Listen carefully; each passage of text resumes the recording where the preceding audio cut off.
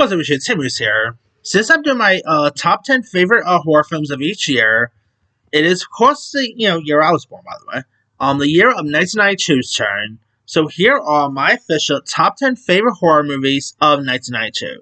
There were some pretty good ones that year, so here's my list. Number 10 is The Lawnmower Man.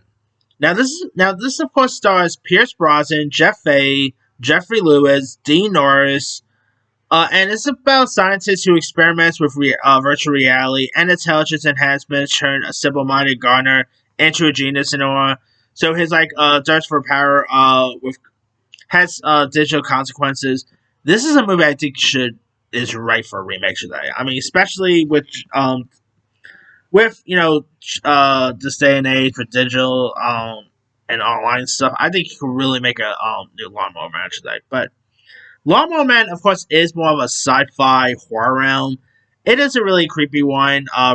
Love the sci-fi elements. Jeff Fahey, was really good. Pierce Brosnan as Dr. Lawrence Angelo. It's a really decent one if you guys haven't seen that. Alright. Number 9 is Mikey. Now, Mikey is an interesting little horror thriller about, pretty much about this, series of accidents claims that his adopted family and a disturbed young boy is taken by a new couple who have no idea that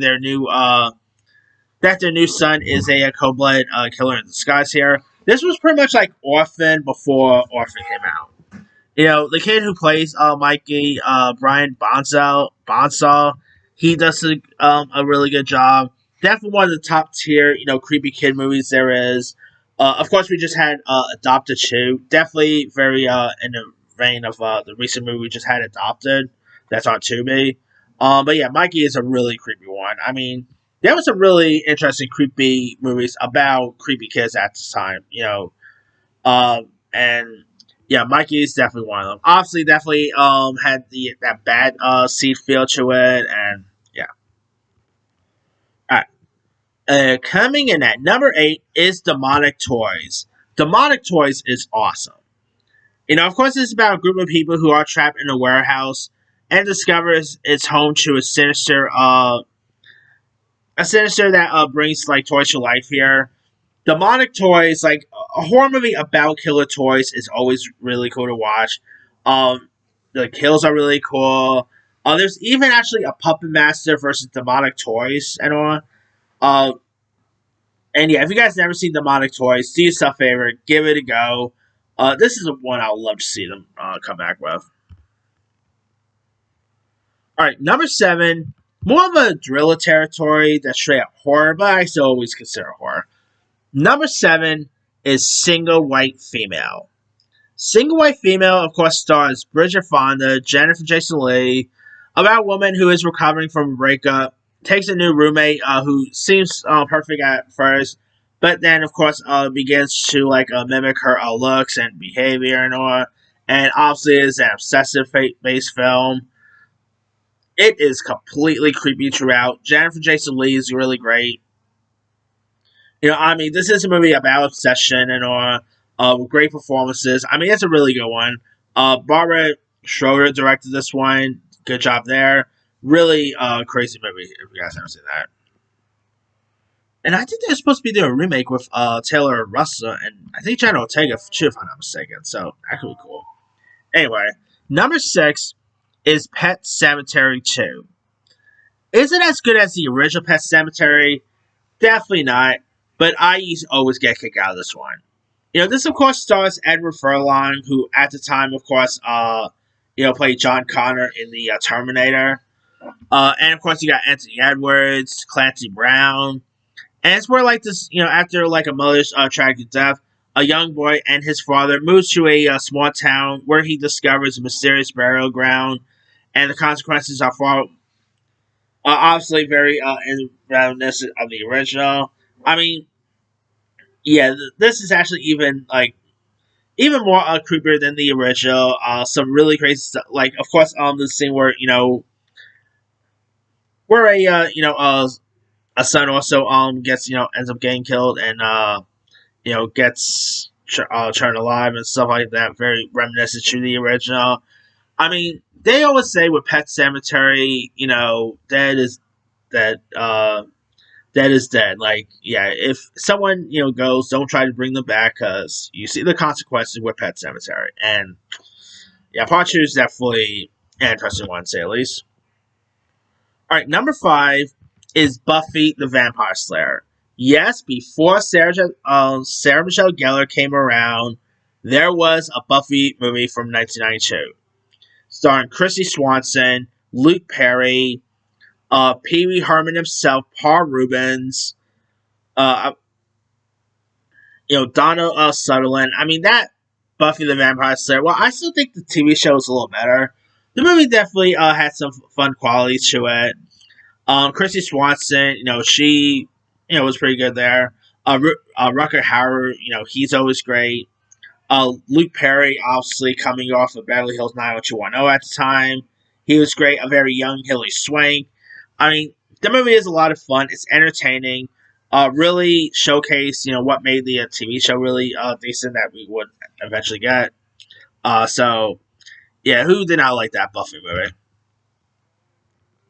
All right, number 4 is another obsessive based movie, and we actually have a remake of this coming out this week, actually.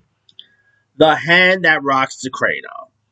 Now, this is, of course, directed by Curtis Hanson, who will go on to direct 8 Mile with Eminem. And this stars Rebecca De Mornay, Annabelle Scarella, Julianne Moore, and it's where, like, a woman exposes her, misconduct, and his widow plots revenge by posing as the perfect nanny here. And the movie is very creepy at times. Rebecca De Mornay is really terrifying throughout. Scarella is really good. Matt McCoy plays the husband. He's great. I mean, yeah, this is who doesn't love a good obsession based movie, and this one definitely takes the cake as a really good one. All right, number 3 is Army of Darkness.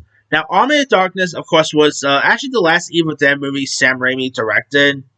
And, of course, obviously, this was more of the comedy territory.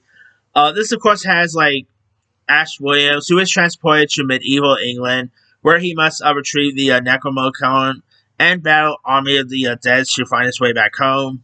And this movie is a lot of fun. Bruce Campbell, he just embodies Ash perfectly. And Beth Davids, who of course played Miss Honey and Matilda, she was great in this as well. The movie is a lot of fun throughout. Of course, this would actually be the last time we end up seeing Bruce Campbell as Ash fully, until probably Ash vs. Evil Dead, which was a lot of fun too. But Army of Darkness is a really good one, if you guys haven't seen that. Alright, number 2 is Bram Stoker's Dracula. Of course, starring Gary Oldman, as like Count Dracula, who travels to Transylvania to Victorian London in search for a Minna, who's the reincarnation of his long-lost love. Great cast list. You got Keanu Reeves, Anthony Hopkins as Van Helsing, Winona Ryder, Cary Elwes, Tom Waits. This movie is a really good one. Francis Ford Coppola did a good job here. Gary Oldman, really unrecognizable as Dracula. I mean, it's such a really good one there. And the best horror film of that year is, don't say his name 3 times, but it is Candyman, starring the late, great Tony Todd. Of course, like a grad student researching urban legends, and of course investigate the myth of Candyman, who's a vengeful spirit who, of course, will reappear if you say his name 3 times. It is so good. I mean, Candyman is one of the most iconic horror villains there is. That he's definitely up there with the likes of a Jason, Michael Myers, and stuff. And Tony Todd embodies this role perfectly. Virginia Madsen's good. Casey Lemons, Vanessa Williams. I mean, they did do a couple of sequels, which the sequels aren't as great. And although I did not mind the Joe Peel produced one, that came out a few years back. But the original Candyman is where it's at. It's a great one. Interesting kills. Tony Todd's great. R.I.P. Tony Todd. Gone way too soon. But yeah, Candyman, if you guys haven't seen it, highly recommend that. But that's pretty much it. Let me do the quick rundown first. Number 10, The Lawnmower Man. 9, Mikey. 8, Demonic Toys. 7, Single White Female. 6, Pet Sematary 2. 5. Buffy the Vampire Slayer. 4. Hand That Rocks and Cradle. 3. Army of Darkness. 2. Bram Stoker's Dracula. And number 1 is Candyman. Now there's a few other ones like definitely not Alien 3. That's horrible. Let's see. Raising Cain. Let's see. Winter Beast. Innocent Blood. Definitely not Hellraiser 3. Debbie Comes Her is a pretty cool one with Meryl Streep. Of course, Sabrina Carpenter did like a parody of it with her song, music video Taste. Sleepwalkers is another really good one. I mean, some really good horror films from that year. But let me ask you guys, what are some of your favorite horror films of 1992? Drop comments below. Don't forget to like, subscribe, hit that bell for notification. This is Suicide.